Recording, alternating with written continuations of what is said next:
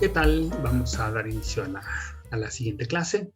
Esta clase se trata de la función de luminosidad y de la función de masa inicial. Entonces, déjenme compartirles pantalla.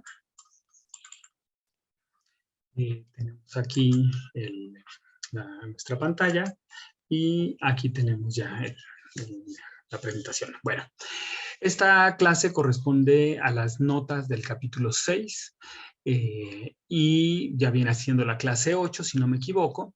Y como les digo, se trata de la función de masa inicial y de la función de luminosidad. Bueno, la función de luminosidad lo que nos dice es cuántas estrellas tenemos nosotros en cada tipo espectral. O, digamos, esa es una versión, digamos, más detallada, pero si juntamos nosotros todos los tipos espectrales, entonces tendríamos la función de luminosidad total, ¿no? La integrada. Déjenme poner aquí el apuntador. Bueno, entonces, bueno, lo que nos dice esta función es pues cuántas estrellas tenemos nosotros en un cierto volumen en un intervalo dado de magnitudes, digamos entre magnitud 1 y magnitud 0 o entre magnitud 10 y magnitud 9, es decir, ¿no? En este caso aquí del lado izquierdo tenemos la función de luminosidad en nuestra vecindad solar, la función de luminosidad general. Tenemos esta de aquí, sin considerar si hay diferentes tipos espectrales o no, simplemente la magnitud absoluta. Y en este otro caso de aquí tenemos también la función de masa inicial, pero con datos de algunas estrellas tomadas de Gaia. Fíjense cómo esta función de luminosidad pues es un poquitín, abarca un intervalo de magnitudes un poquitín más chico, abarca digamos entre magnitud 1 y magnitud 8. Entonces vendría a ser esta parte un poquitín mejor detallada gracias a las observaciones de Gaia. De hecho, si sobreponemos estas dos funciones, bueno, tenemos aquí esta función de atrás, que es la que teníamos, y aquí encima tenemos en este detalle, de hecho está un poquito intransparente esta figura, la puse transparente a propósito, de manera tal que ustedes pueden ver estos puntitos borrosos por aquí son la función de esta de acá atrás, mientras que estos puntitos chiquitos y esos azules corresponden a esta nueva determinación, ¿no? Entonces, este es el intervalo que abarca. Sin embargo, bueno, pues nosotros podemos hacer conteos detallados hasta magnitudes incluso menores. Entonces, regresamos a esta, que abarca todas estas magnitudes menores. Y lo que tenemos aquí es que las estrellas más abundantes, acuérdense que esta función es la función de luminosidad general, entonces es el número de estrellas por unidad de volumen en un intervalo de magnitudes. Digamos, entre magnitud 20 y 19, ¿cuántas cuento? Entre magnitud 19 y 18, ¿cuántas cuento? Etcétera. Aquí tenemos límites superiores, entonces esta parte no está bien determinada. Aquí hay incertidumbres muy grandes, ¿no? Sin embargo, digamos, de magnitud 15 hacia acá es razonable, hasta 0, digamos, es razonablemente completo. De nuevo, en magnitud 1 estamos incompletos en términos de que no pueda haber estrellas de magnitud 1, sino que simplemente en nuestro volumen no tenemos. Es un volumen tan pequeñito que no se han dado, en este volumen no se dan las estrellas de magnitud menos 1, no 1, sino menos 1, perdón. En efecto, en un volumen como de 100 parsecs alrededor del Sol, no tenemos estrellas más masivas que A0 o algo así. Tenemos que irnos más lejos para empezar a encontrar estrellas Bs y estrellas Os. Bueno, entonces, las estrellas más abundantes son las estrellas de baja luminosidad, digamos entre magnitud 2 y magnitud 15. Por otro lado, las estrellas más luminosas en nuestra vecindad solar son mucho menos abundantes, de 100 a 500 veces menos abundantes. Ahora, nuevamente para recordarles lo que es la función de luminosidad, bueno, es una función de distribución, y una función de distribución lo que nos dice es la probabilidad de que una cierta variable aleatoria adopte un valor entre un valor x y un valor x más delta x. Y tenemos también la función de distribución acumulativa que nos diría la probabilidad de que una variable aleatoria adopte un valor igual o menor a x. Bueno, esta era la relación que teníamos desde la clase, desde la lección anterior. La función acumulativa, pues es esta integral, mientras que la función, digamos, diferencial, pues es la derivada de la acumulativa, ¿no? Están íntimamente relacionadas. Bueno, para ponerles un ejemplo, habíamos visto esto, ¿no? Que en el caso de la gaussiana, bueno, pues tenemos nosotros una función gaussiana y si nosotros hacemos la integral desde menos infinito hasta cierto valor, pues tenemos esta función de aquí. Aquí lo único que comentaba yo es que estos valores están un poquitín, digamos, no están bien. Esto debería haber empezado en 0 y haber acabado en 1 si esta área está renormalizada. Bueno, aquí hay algo interesante que notar. En una función de distribución, donde más hay una contribución en cierto intervalo de x, digamos, aquí en este intervalo de x la función, digamos, básicamente no contribuye, acá tampoco. Sin embargo, en este intervalo de aquí, de x es donde hay mayor número de objetos. Y entonces eso se refleja en la función acumulativa como un incremento muy grande en la pendiente. Si yo aumento mucho la pendiente, es donde justamente tengo mayor contribución de mi función de distribución. ¿Esto por qué me interesa? Bueno, pues me interesa porque en el caso, por ejemplo, de la función de luminosidad y de la función de masa, yo aquí tengo las magnitudes, ¿sí? Tengo la magnitud y empiezo a contar, digamos, qué tanto contribuyen a la luz las estrellas, y pues me doy cuenta que a la luz, es esta línea sólida, yo tengo pues que digamos estrellas de magnitud -5 o -6, pues podrían tener muchísima luminosidad, pero no hay en la vecindad solar, entonces no contribuyen a la luz.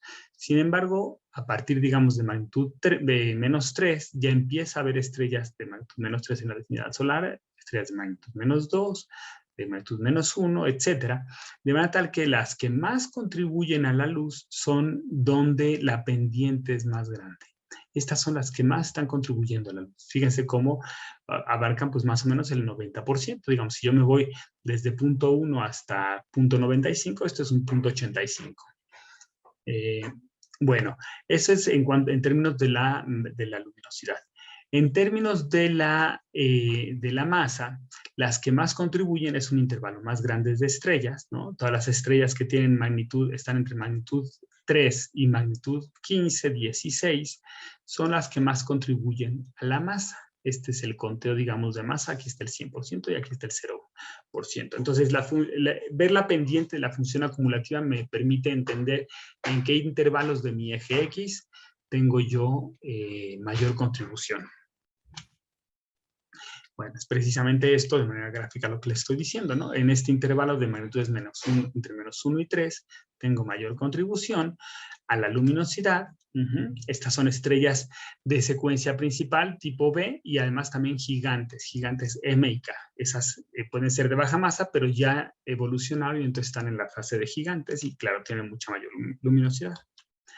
En el caso de las estrellas de la masa, pues las estrellas con magnitudes entre 3 y 13 son las que más contribuyen a la masa, y estas son estrellas G como el Sol, K y M que son menos masivas que el Sol. Entonces, básicamente estamos hablando de estrellas menores, con masa menor o igual a la masa del Sol.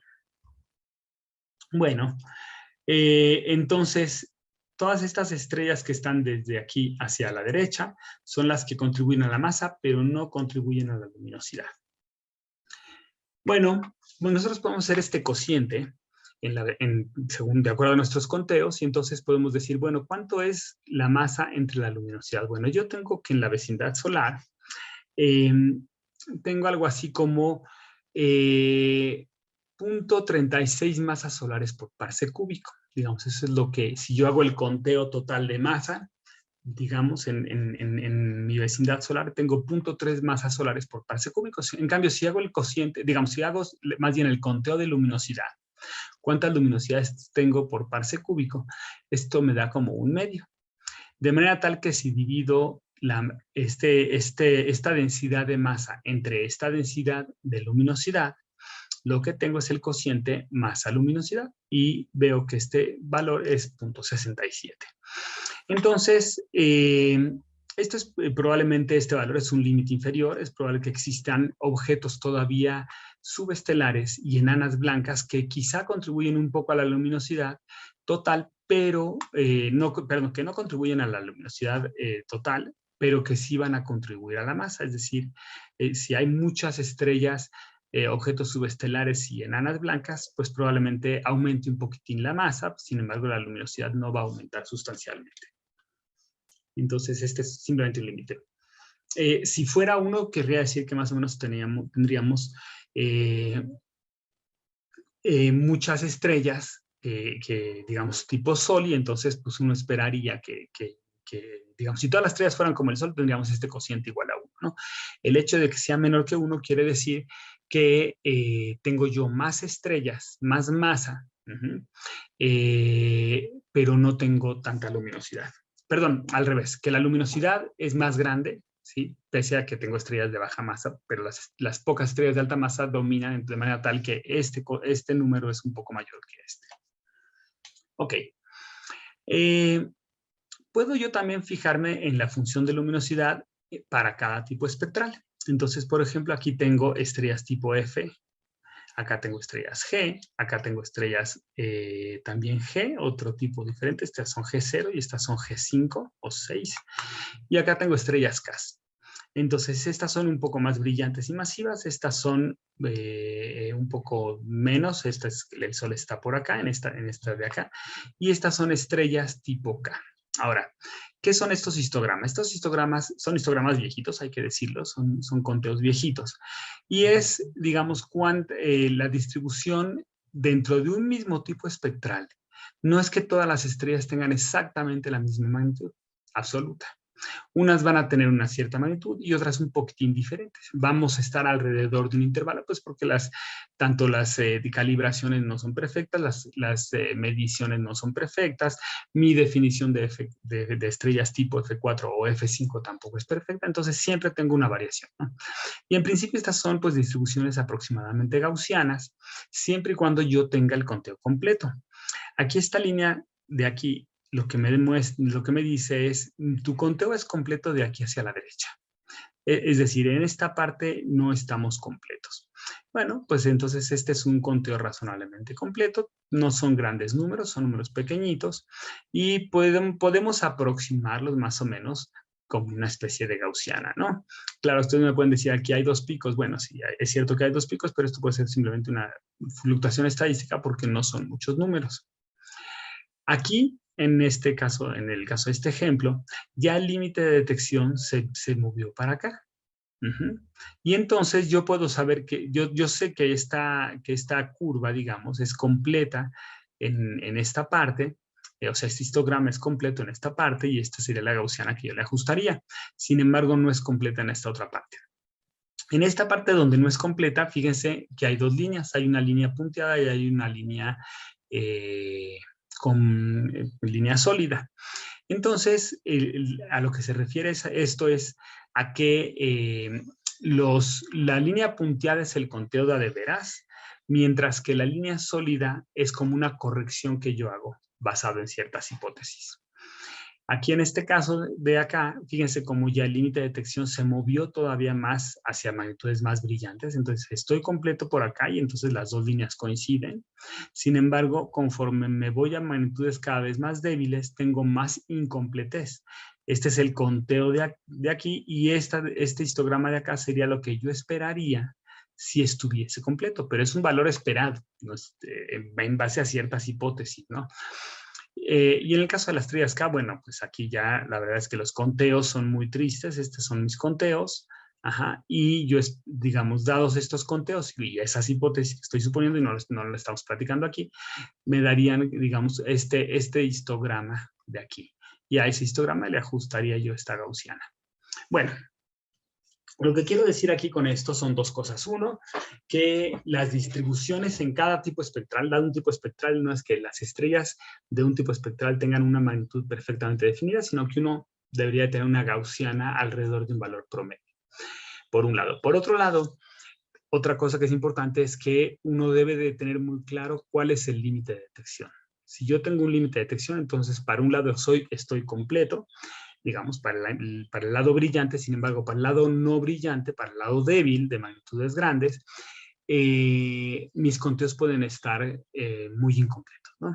Entonces, esa parte la tenemos que tener siempre mucha precaución. Hay maneras como de corregir y hay un par de métodos ahí importantes. No los vamos a ver aquí en clase. Bueno, entonces, como les decía, este es el límite de completez. Dentro del límite de completez tenemos funciones que son aproximadamente gaussianas. Bueno, la función de masa inicial es una función de distribución también, igual que la función de luminosidad, pero esta nos indica el número de estrellas recién nacidas en un cierto intervalo de masa. Aquí está N0, es una constante de normalización arbitraria, como toda función de distribución. Si yo lo que quiero es la probabilidad, entonces tengo que renormalizar a que el área total sea 1. Entonces, esta N0 tiene que ser tal que esta cosa sea 1. Ahora, normalmente lo que uno hace, pues, es en realidad cuenta estrellas y uno pone el número de estrellas que hay. Y bueno, pues, entonces el área bajo la curva uno la podría renormalizar, ¿no? Muy bien. Entonces, esta xi no es otra cosa que dn en dn. Es decir, si yo pongo aquí un 1, entonces esta función de masa inicial es el número de estrellas que hay en cada intervalo de masa. Eso es lo que nos dice esta ecuación. En este caso aquí, bueno, tengo mi ecuación, la ecuación que les dije, y entonces me noto que hay dos maneras de normalizar. Esta es la manera, digamos, una manera que nos gusta, en el sentido de que el área total vale 1 y entonces nos da la probabilidad de que exista una estrella en un intervalo de masa o que exista en otro intervalo de masa. Ajá. Y entonces, en este otro caso también yo podría renormalizar a cierta cantidad de masa, por ejemplo, a una masa total, ¿sí? Perdón, a una masa solar, en lugar de a un 1 de número de objetos, podría renormalizar a una masa total.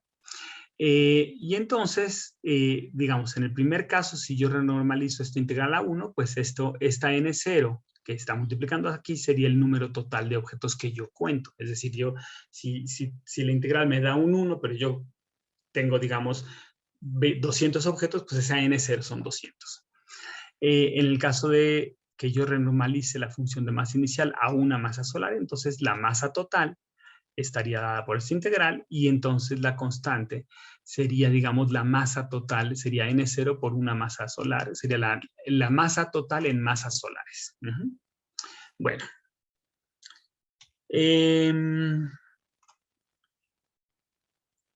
La función de masa inicial, pues es esta función, es el conteo de estrellas por unidad de masa. Sin embargo, las masas de las estrellas pues van desde 0.08 masas solares hasta 100, 200 masas solares. Entonces, un intervalo muy grande en escala lineal. Son 3 órdenes de magnitud, o más de 3 órdenes de magnitud. Entonces, dado que van en intervalos muy grandes, nos conviene mejor contar, o es muy práctico, digamos, contar el número de estrellas, pero no en intervalo de masa, sino en intervalo de logaritmo masa, en el intervalo logarítmico.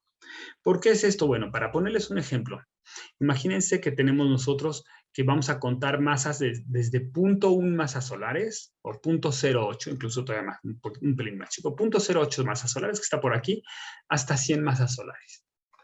Entonces, bueno, pues esto está bien, pero digamos, son escalas muy, muy grandes. Y aquí en esta gráfica, pues voy de 1 en 1, y entonces es como complicado, por ejemplo, por abajo de 1 empezar a contar estrellitas, ¿no? Y graficarlas aquí.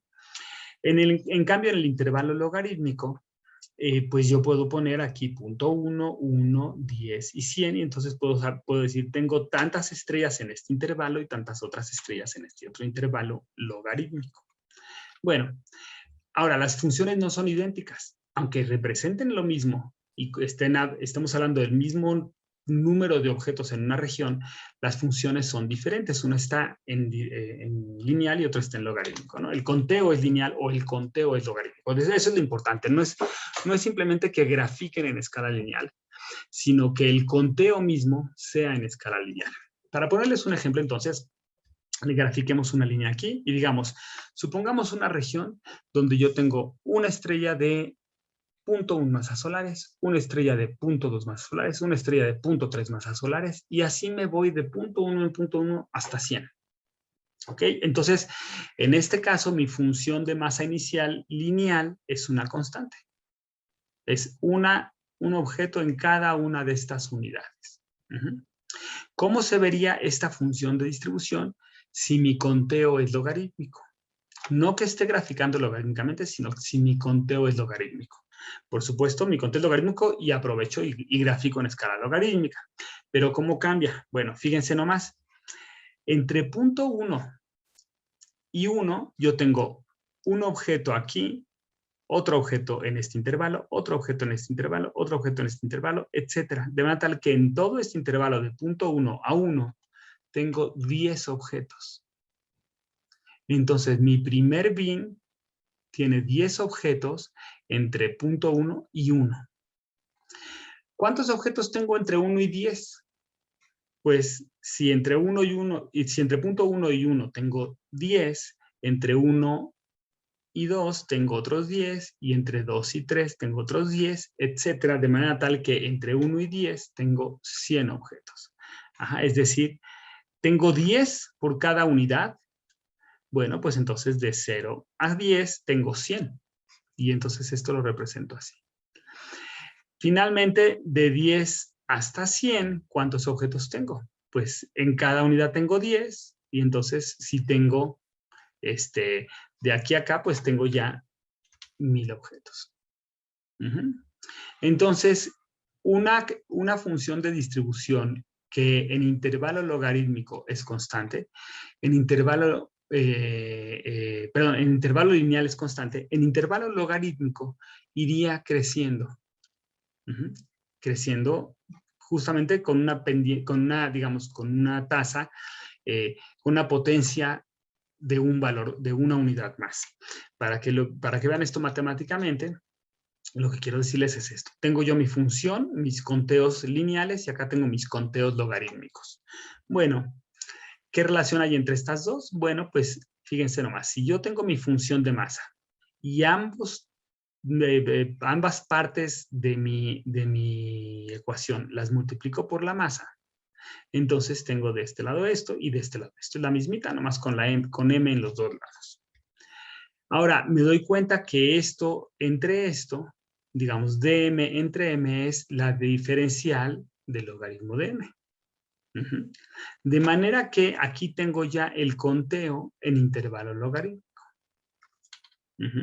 ¿Qué me dice esto? Bueno, claro, me falta una constante de proporcionalidad. Yo aquí tengo logaritmo natural, y para pasar logaritmo natural al logaritmo decimal, entonces tengo esta igualdad, ¿no? La diferencial del logaritmo natural de la masa es logaritmo natural de 10 por la diferencial del logaritmo de la masa. Pero entonces, digamos, la relación entre esta xi y esta eta que tengo aquí, pues fíjense nomás, aquí tengo el de todo esto de aquí es nada más y nada menos que la eta. Es esa eta. Entonces, la relación entre mis conteos lineales y mis conteos logarítmicos es precisamente un factor de constante, logaritmo natural de 10, ¿está bien? Pero un factor también de una potencia de m de por medio. Entonces, mientras que en el conteo lineal, en el caso anterior, yo tenía algo constante, si ustedes pasan esta m para acá, en el conteo logarítmico, este es el conteo logarítmico, en el conteo logarítmico yo tengo algo que aumenta con la masa y aumenta linealmente. Para que lo vean en términos de la gráfica, déjenme regresar aquí. Fíjense, esto ya está en escala logarítmica y entonces aumenta linealmente en escala logarítmica. Entonces, fíjense, aquí tengo 10.1. Es decir, esto en escala logarítmico es 1 menos 1. Acá tengo 101. En escala logarítmica esto es 2 y esto es 0. Entonces pasé de pasé de 1 menos 1 a 2, 0. Es decir, aumenté una pendiente, voy aumentando con pendiente de 1. Y pueden ustedes hacer el cálculo para acá y se van a dar cuenta que esto tiene una pendiente de 1 en escala logarítmica. Esa pendiente de 1 es precisamente por este factor que tenemos aquí en la masa. Si ustedes despejan esta masa para acá, la función de masa inicial o la función de distribución, digamos, logarítmica es igual a la función de distribución lineal por m a la 1. Entonces hay una potencia de 1 de diferencia. Bueno.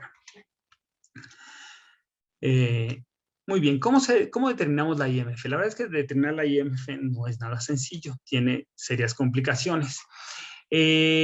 Primero que nada, las estrellas recién nacidas son aquellas estrellas que están en la secuencia principal de edad cero, en las SAMS. Es esta línea gris que está pintada aquí, ¿no? Lo que está antes de eso, si todavía no llegan, pues las estrellas van a ser más luminosas, van a ser más frías en general, y si ya salieron, pues también van a estar en un lugar diferente del diagrama HR. Ahora, en teoría, pues esto se ve muy bonito. Ahora, yo aquí lo que mido son luminosidades para estas estrellas de secuencia principal. Ahora, yo sé que existe una relación aproximada entre la luminosidad y la masa. Esta es una relación empírica y depende de lo que yo tome para esta relación, pues va a ser la masa que le voy a asignar a partir de la luminosidad que les mido. Entonces, esta determinación es crucial para poder hablar de la masa inicial o de la masa de esas estrellas en secuencia principal de edad cero. Pero bueno, matemáticamente lo que tengo es que la función de masa inicial va a ser igual a la función de luminosidad inicial por el factor correspondiente de diferencial, ¿no? Entre la luminosidad y la masa. Es decir, yo tengo que pasar de una función de luminosidad a una función de masa. Entonces, tengo que respetar el intervalo. Entonces, esta phi0 es precisamente la función de luminosidad inicial, es decir, la función de luminosidad de las SAMS. Es cuántas estrellas tengo yo en cada uno de estos intervalos de magnitud o en esos intervalos de luminosidad. La magnitud absoluta y la luminosidad son equivalentes. Bueno, entonces déjenme dejar esta ecuación aquí, reservarla, y mostrarles cómo es que tenemos dificultades serias para calcular la función inicial de luminosidad. Por ejemplo, si ustedes toman el diagrama HR de la vecindad solar, pues primero que nada no sabemos nada acerca de las estrellas masivas porque en la vecindad solar no hay estrellas masivas. ¿Sí? Ahí tenemos ya un problema. Agarremos el cúmulo de la nebulosa Orión, por ejemplo. Podríamos decir, bueno, vayamos a regiones recién nacidas, regiones, brotes de formación estelar que hay en este momento, ¿no? Y tratemos de ver ahí cómo es la función, el diagrama HR. Bueno, pues la función de luminosidad de las protoestrellas, la verdad es que es bien compleja. Entonces, si bien puedo yo tener ya estrellas en secuencia principal en una región, también puedo tener estrellas que no han llegado a su secuencia principal. Entonces, esto me puede meter muchas incertidumbres en términos de derivar la masa a partir de la luminosidad, porque si la estrella es más brillante, podría yo pensar que tengo una masa mayor, cuando en realidad es más brillante simplemente porque no ha llegado a secuencia principal. Entonces, esto es un problema serio, ¿no? Adicionalmente, tenemos el efecto de las estrellas binarias. Las estrellas binarias lo que me hacen es que pues, yo pienso que es un puntito, no sé que son binarias, pero en realidad ese puntito está más luminoso porque son dos estrellas en lugar de una. Entonces esto también me puede cambiar la posición de las estrellas en el diagrama HR y engañarme en términos de dónde está la secuencia principal de edad cero. Bueno, con todo y que existen estas cosas, bueno, pues hay métodos o digamos, uno se las puede ingeniar de diferentes maneras para tratar de determinar la función de masa inicial. Por ejemplo, uno puede suponer algo sobre cómo ha sido la tasa de formación estelar. Puedo decir, ay, mira, la tasa de formación ha sido más o menos constante, o puedo suponer que la IMF es de cierta manera, etcétera. Y entonces, haciendo ciertas suposiciones, observo y digo, mira, con estas suposiciones, mis observaciones sí las puedo entender o las puedo reproducir y con estas otras suposiciones no. Entonces puedo descartar posibilidades. Vamos a ver, por ejemplo, aquí un ejemplito, ¿no? Tengo yo el caso, por ejemplo, de un cúmulo globular. En un cúmulo globular, pues lo que uno presupone en principio, en primera aproximación, es que tengo un brote de formación estelar instantáneo. Se formaron estrellas y ¡pum! Se acabó la formación estelar. Entonces, la tasa de formación estelar es 0 en el tiempo y de repente en un cierto tiempo, ¡pum!, se formaron un montón de estrellas e inmediatamente después dejaron de formarse. Todas se formaron de golpe. Y un diagrama HR que más o menos explica este fenómeno, pues es este diagrama de aquí, como el de un cúmulo globular de nuestra galaxia, ¿no? Este es un diagrama real observado, no me sé el cúmulo, pero es un diagrama real observado, ya traducido a magnitud absoluta, no es magnitud aparente. Bueno, en este caso yo sé que la función de luminosidad, pues es la función de luminosidad inicial para todas aquellas estrellas que todavía están en secuencia principal. Es decir, si mi estrella de una masa solar no ha salido de secuencia principal, pues ahí sigue contribuyendo con la misma luminosidad básicamente que con la que nació. Entonces la función de luminosidad es igual a la función de luminosidad inicial para todas las estrellas viejitas que no han muerto. Sin embargo, mi función de luminosidad actual es 0 para estrellas para estrellas que ya murieron, para estrellas que se formaron masivas, pero que ya evolucionaron y salieron. Bueno, este es un caso más o menos sencillo. Ahora vamos a complicarle un poco. ¿Qué tal que la tasa de formación estelar es constante? Es decir, yo en un año formo una estrella, en 3 años pues formo 3 estrellas y en 20 años formo 20 estrellas, por decir números, ¿no? Entonces, si la tasa de formación estelar es constante, esta área bajo la curva me dice el número de estrellas que han nacido entre T1 y T2. Ahora, la integral de una tasa de formación estelar, pues es el número de estrellas que tengo. Es decir, como les digo, si en un intervalo formé 10 estrellas, en el doble del intervalo formo 20 estrellas. Entonces, el número total de estrellas, pues va siendo cada vez mayor y la proporción en este caso, pues es lineal. Ahora, este de aquí es la línea, es el número total de estrellas cuyo tiempo de vida es mayor que el tiempo de secuencia principal.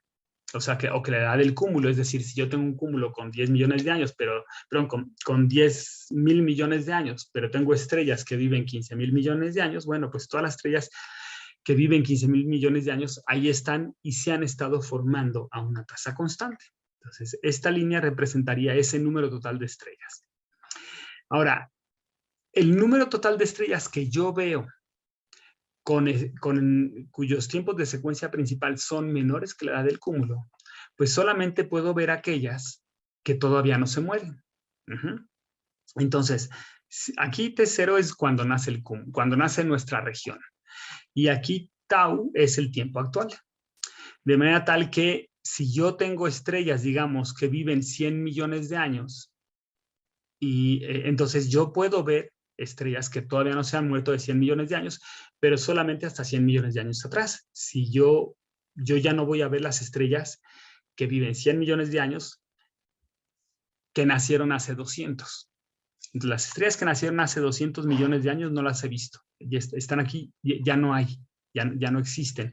Solamente existen las que nacieron de 100 millones de años para acá, si su tiempo de vida es de 100 millones de años. Entonces, esta recta de aquí es el número de estrellas cuyo tiempo en secuencia principal es menor que la edad, que el tiempo actual, ¿no? De manera tal que tengo aquí yo estas dos rectas y lo que podemos notar es que dado que es una relación lineal, bueno, pues este número total es la tasa de formación estelar por la edad del cúmulo, mientras que esta altura de aquí es la tasa de formación estelar por el tiempo de secuencia principal. Este tiempo que estoy considerando. Entonces, lo que puedo darme cuenta, pues es que dado que es una relación lineal, pues que el número total de el cociente, digamos, entre este número total y este número total, es igual a este otro cociente, es igual al cociente entre el tiempo total y este tiempo de aquí. Entonces, son triángulos equivalentes y entonces estoy simplemente sacando proporciones. Entonces, esto lo que me permite es decir que la función de luminosidad es tal cual la función de luminosidad para estrellas que no se han muerto, ¿sí? Estoy contando todas las estrellas que no se han muerto, pues esas ahí están. Sin embargo, para estrellas cuyo tiempo de secuencia principal es cortito, menor que la edad de la región, entonces esta cantidad la tengo que multiplicar por el factor de proporción, es tiempo de secuencia principal considerado entre tiempo total. ¿Sí? Hay que reescalarlo, es simplemente reescalar esta altura a esta altura. Bueno. Ok, bueno, pues con esta definición que hemos estado, con esto que hemos estado haciendo, podemos definir lo que es la tasa de formación estelar como el número de estrellas recién nacidas que nacen por unidad de tiempo.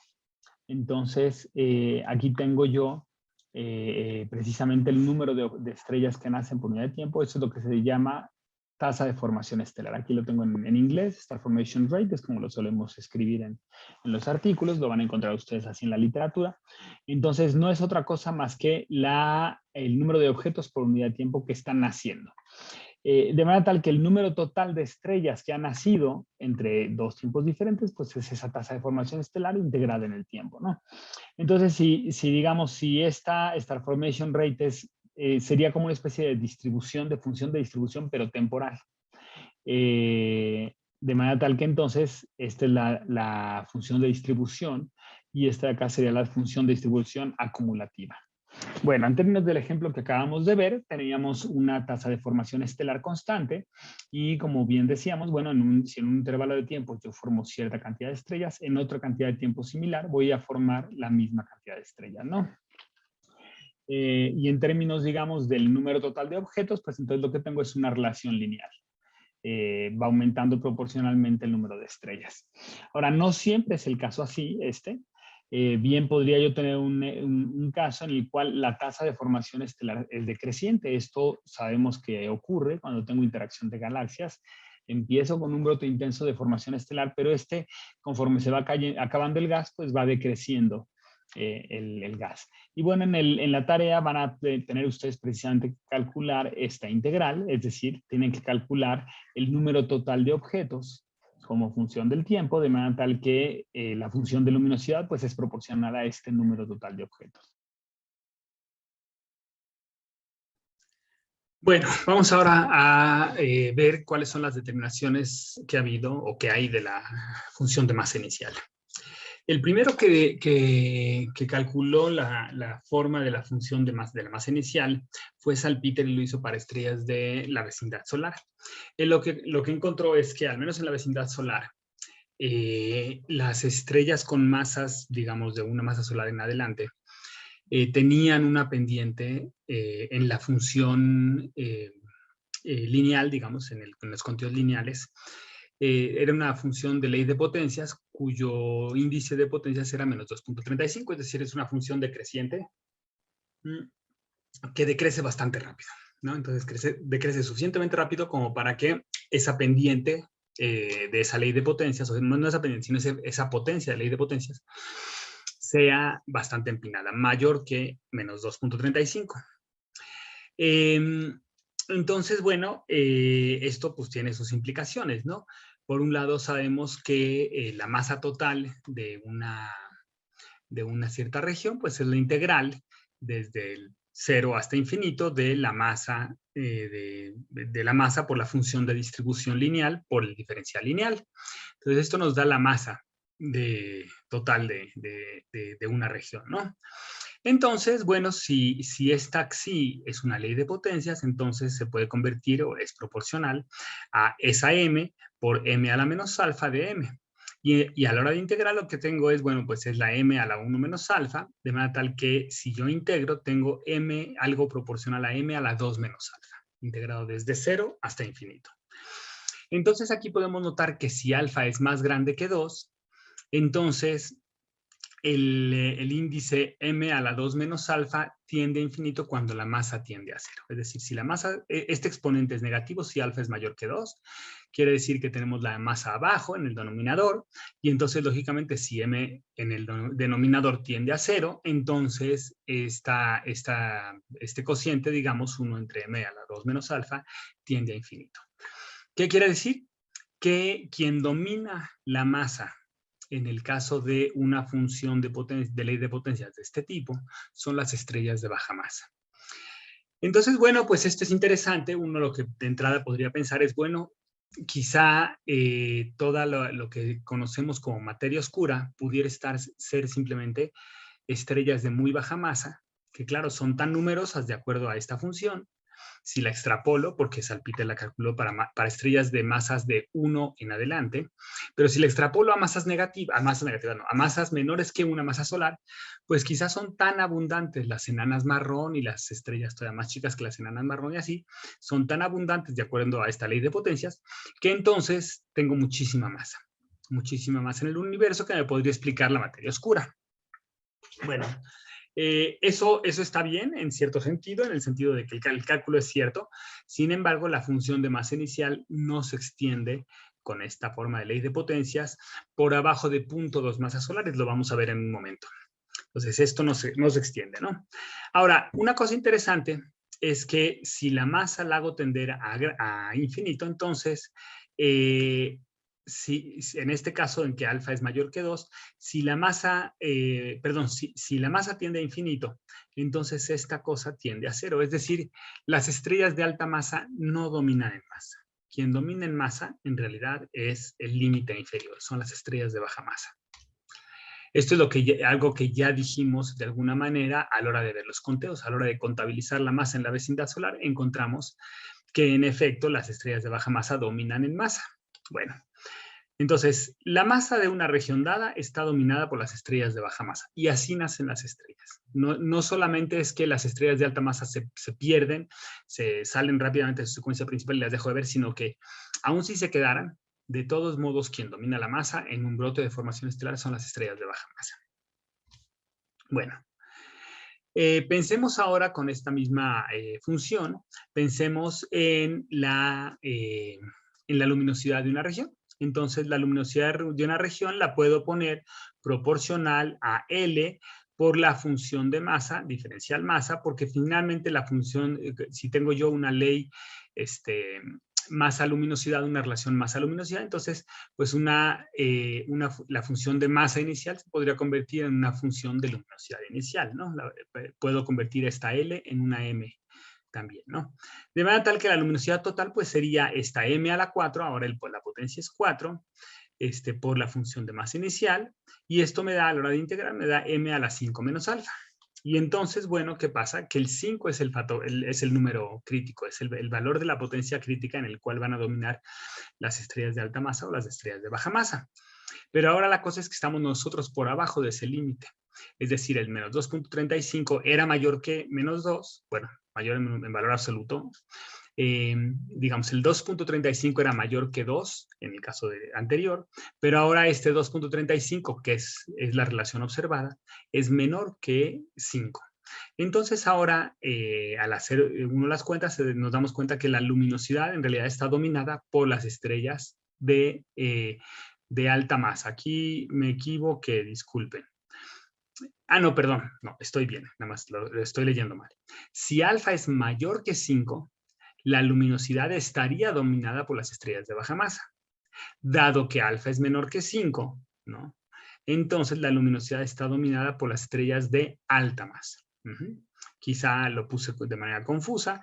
El tema es que estamos del otro lado de la alfa. El 2.35 es menor que 5, y entonces si ustedes hacen el cálculo de qué pasa cuando m tiende a 0 o cuando m tiende a infinito, nos damos cuenta que la luminosidad sí está dominada por las estrellas de alta masa, no por las de baja masa. Bueno, ahora, esto es simplemente en términos de la función de Salpeter. En realidad hay otras determinaciones modernas, y hay dos principalmente. Una es la de Kroupa. CROPA lo que dice es que la función de masa inicial es una ley de potencias con diferentes exponentes. Entonces, para altas masas, digamos masas mayores que 1, en efecto tenemos a salpíter. Para masas intermedias es menos 1.3 y para masas bajas es menos 0.3. Entonces, esta pendiente se va quebrando, de manera tal que la masa total no diverge, aun cuando no haya masas muy chiquitas. En el caso de Chabrier lo que dice es que en efecto tenemos a salpíter para masas grandes, pero para masas pequeñas en realidad no es salpíter, sino que es una log normal. Una log normal no es otra cosa que una gaussiana cuando la variable es logarítmica. Me explico. Aquí ustedes tienen la forma de una gaussiana. Tenemos a por la exponencial de menos una cosa al cuadrado entre otra cosa, lo que sea, ¿no? Entonces, esto de arriba al cuadrado, con signo menos dentro de una exponencial, es lo que define precisamente la forma de la gaussiana. Lo que tenemos aquí es el logaritmo de la variable menos el lugar donde cae el máximo de esa gaussiana. ¿Por qué? Pues porque si esto es igual a esto, a la diferencia es 0 y a la menos 0 es 1 y ese es el valor máximo que puede tomar esta exponencial. Entonces, esto es el pico de la gaussiana está aquí, en log M0. Ahora, ustedes me podrían decir, bueno, pero ¿de qué se trata esto de la log normal? Entonces, déjenme hacer este paréntesis que estoy haciendo aquí y déjenme explicarles lo que es una log normal.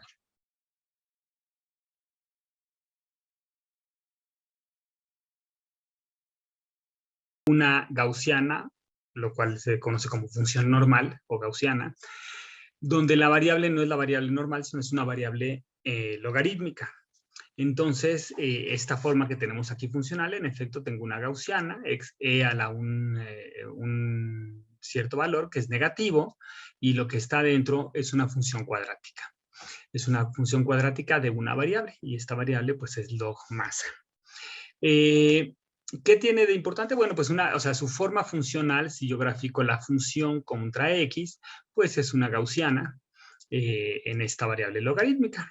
Lógicamente, si yo graficara la función contra x, ya no es una gaussiana, sino que, pónganse a pensar, imagínense que este valor, por poner valores, esto es 0, aquí tengo 1, aquí tengo 2, y para acá tengo menos 1 y para acá tengo menos 2.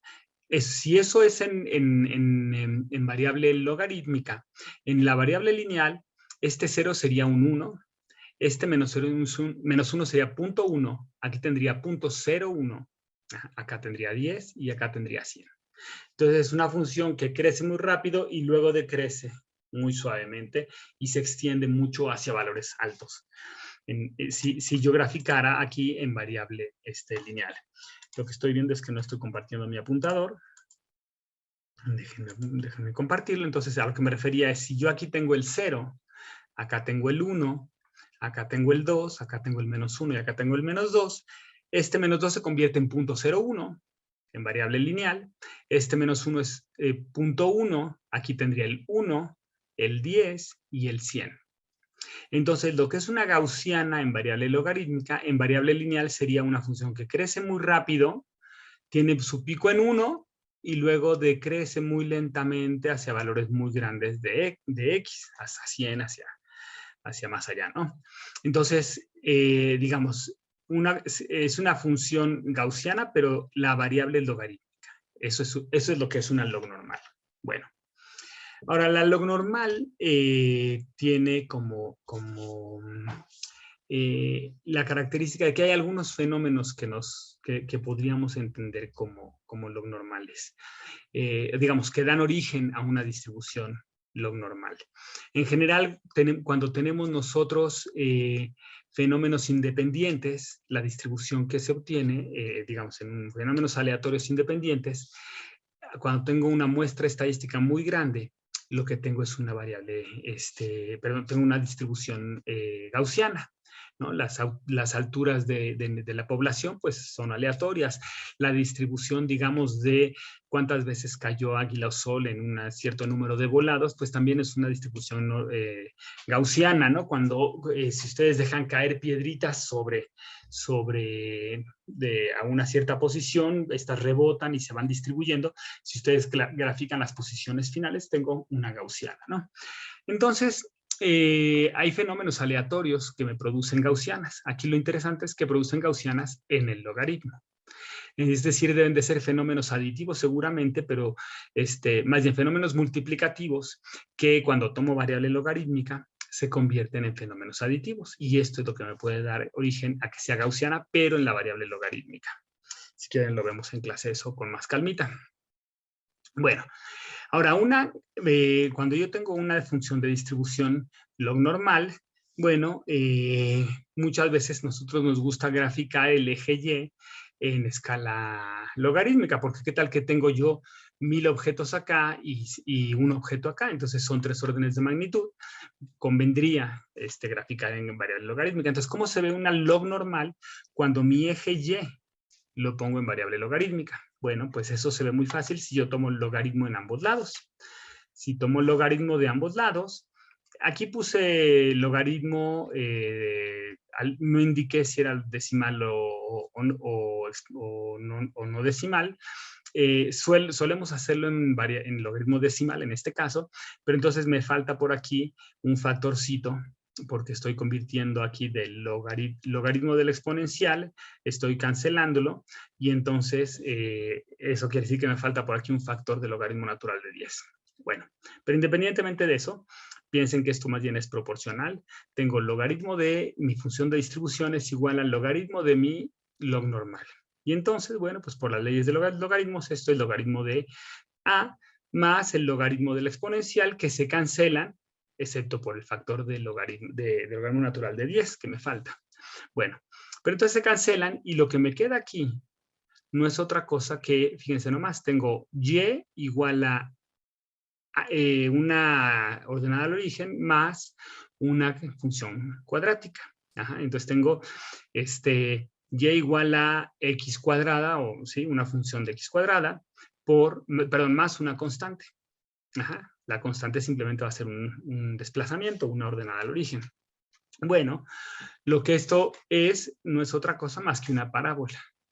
Aquí tengo una parábola, entonces si yo en lugar de graficar, como tenía en el caso aquí, en lugar de graficar f, grafico log f, entonces lo que era una gaussiana se convierte ahora en una parábola.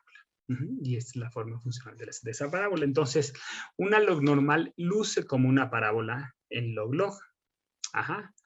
Bueno, digamos, este era el paréntesis que yo quería hacer. Y regresando a la función de masa inicial, pues les había dicho que Chabrier sugiere que por un lado tenemos una ley de potencias para masas altas, pero para masas bajas tengo una log normal. Una log normal en la masa. Entonces, coloquemos esto aquí y lo que podemos hacer es graficar estas diferentes funciones. Bueno, aquí están graficadas. Acá tengo la función de masa. Fíjense que está en log, el eje Y. Acá tengo la masa, también está en log. Y aquí lo que tengo es precisamente Salpeter, que es una ley de potencias en escala log-log. Una ley de potencias es una línea recta. Miller y Scalo, que son esto de aquí y esto de aquí, es esta función. Es una determinación viejita para masas bajas, la de Miller y Scalo. Kroupa es esta secuencia de leyes de potencia que comentamos. Luego, Chabrier, que es esta de aquí, y Chabrier, la otra de Chabrier es esta. Entonces, esta en particular, esta es la log normal que les tengo aquí. Ajá. Para masas bajas, y de hecho no es masa menor que 1, es masa menor que 0.8 o que 0.1, algo así, no estoy seguro, creo que es 0.1 o 0.2. Aquí me equivoqué. Entonces, para masas bajas es una log normal. Ajá. Esta función de Chabrier. Y bueno, pues eso me da origen, digamos, a una función de masa diferente. No es tan diferente con la de CROPAP, aunque sí a masas bajas, pues no coinciden, ¿no? Sin embargo, quizá lo que hay que decir es que este pico anda alrededor de 0.1, el pico de la función de masa inicial, y que las estrellas de baja masa no dominan en masa, como sería el caso si la función de Salpeter se extendiera a masas bajas. Bueno. Variabilidad, bueno, uno se podría preguntar, bueno, la IMF que nosotros vemos en la vecindad solar, ¿se parece a la IMF que hay en otros lados de la galaxia? Es decir, los brazos espirales tienen la misma función de masa inicial que la función de masa inicial en el bulbo. Otras galaxias, por ejemplo, más metálicas o menos metálicas, tienen la misma función de masa inicial, o esta ha ido cambiando en el tiempo, es decir, el universo temprano tenía funciones de masa inicial diferentes. O por ejemplo, si las estrellas de población 3 eran predominantemente masivas, entonces claro que ha ido cambiando en el tiempo, ¿no? ¿Qué tal que las estrellas que eran poco metálicas necesitaban acumular mucha más masa para poder colapsar, porque no se enfriaban tan rápido, les faltan metales, entonces no se enfrían tan fácilmente, y entonces necesitas mucha más masa para poder producir una estrella? Entonces, ¿qué tal que estas estrellas de población 3 pues fueron predominantemente masivas, ¿no? Entonces, claro que ahí ha ido cambiando la función de masa inicial. Determinaciones actuales, digamos, de cosas que vemos hoy día, pues varían mucho, ¿no? Tenemos funciones, digamos, determinaciones en regiones de formación estelar, son estos circulitos doraditos que se ven por aquí, en estas regiones de aquí, quizá aquí hay otro puntito también. Estrellas de campo son los puntos negros, por aquí tenemos varios, ¿sí? Aquí, ojo, lo que estoy graficando, quizá por ahí debo de empezar, tengo la masa en el eje X y en el eje Y tengo la potencia de la función de masa inicial. Entonces, en el caso de Salpeter, pues esta potencia sería, esta gamma sería perdón, más bien esta alfa es el menos 2.3. Pero le suman 1 para compararla, digamos, pensando en que uno normalmente hace los conteos logarítmicos. Entonces, menos 2.3 más 1 es menos 1.3. Entonces, esta línea azul es precisamente Salpeter. Entonces, digamos, aquí tengo Salpeter en azulito y es menos 1.3. Ahora, menos 1.3 lo extiende CROPA, lo baja de una masa solar, lo baja como a 0.3 masas solares. Y luego CROPA, como les decía, tiene otra ley de potencias para masas menores, y para masas todavía menores tiene otra ley de potencias con índice todavía más bajo, más pequeñito. Entonces, son estas 3 leyes de potencia que veíamos nosotros en esta gráfica. Déjenme ponérselas. En esta gráfica de aquí son estas 3 leyes de potencia, ¿sí? Nada más que aquí lo que se está graficando es la función lineal y entonces la pendiente me da la alfa. Si yo a esta alfa le resto 1, me da la gamma que está en esta gráfica. En esta gráfica. Entonces, CROPA es esta serie, estas 3 potencias, 3 leyes de potencia para diferentes rangos de masa. Chabrier, lo que dice Chabrier es, sí tengo una función de ley de potencias para alta masa, pero para baja masa la pego con una parábola. Una parábola es una función de orden 2. Aquí estoy graficando la pendiente de esa parábola. Entonces, la derivada de una función, digamos, cuadrática es una función lineal y por eso esa pendiente va variando de manera continua. Y el resto de los puntitos son, digamos, determinaciones observacionales. Entonces, fíjense cómo si hay cierta variabilidad. Hay más o menos cierto consenso que a altas masas, pues hay varios trabajos que tratan de explicar más o menos el 1.3. Muchas veces hay gente que reporta valores incluso más grandes. Hay gente que reporta valores menos grandes, digamos. Aquí hay, bueno, pues este punto está completamente fuera de lugar, probablemente son unas malas determinaciones o es una región particularmente anómala, ¿no? Igual que estas. Pero bueno, lo que se trata de decir aquí es, hay variabilidad en la determinación de esta función de masa inicial, en buena medida porque no tenemos conocimiento de muchas cosas. En particular, bueno, las incertidumbres son grandes. Uno, dos, pues uno no es que conozca la función de masa inicial actual, sino que hace inferencias de cómo fue. Por ejemplo, las estrellas de campo, pues estamos viendo algunas, pero han ido naciendo y naciendo y naciendo a lo largo de la historia, y también se han ido muriendo, y esas ya no las veo, las que ya se murieron. Entonces hay muchas inferencias que podrían hacer estos efectos de variabilidad. Bueno, entonces, nomás para recordarles, la función de Chabrier es una log normal para baja masa, una ley de potencias para alta masa. La de Kroupa son 3 leyes de potencias que están representadas por estas líneas naranjas. Aquí la naranja se cubre con la azul, que es salpíter. Y lo demás son determinaciones observacionales. Bueno, para terminar ya entonces esta clase, déjenme resumir, ¿no? La función de masa inicial nos permite entender la distribución de masas de las estrellas en el momento en que nacen. Es importante esto porque la evolución de las estrellas depende de la masa. Es decir, mientras más masa tengan, van a evolucionar más rápido, van a producir diferentes metales, etc. Y entonces la evolución de las galaxias mismas depende de la evolución estelar. ¿Qué tanto una galaxia se ha enrojecido? ¿Qué tanto tiene gas? ¿Qué tanto no tiene gas? Depende de cuál fue su historia de formación estelar. Ahora, para poder determinar la evolución estelar, la evolución de las galaxias, es necesario determinar pues un montón de cosas, ¿no? Y en particular para determinar la función de masa inicial es necesario conocer la función de luminosidad, es decir, yo necesito conocer la luz de las estrellas para poder inferir su masa de alguna manera.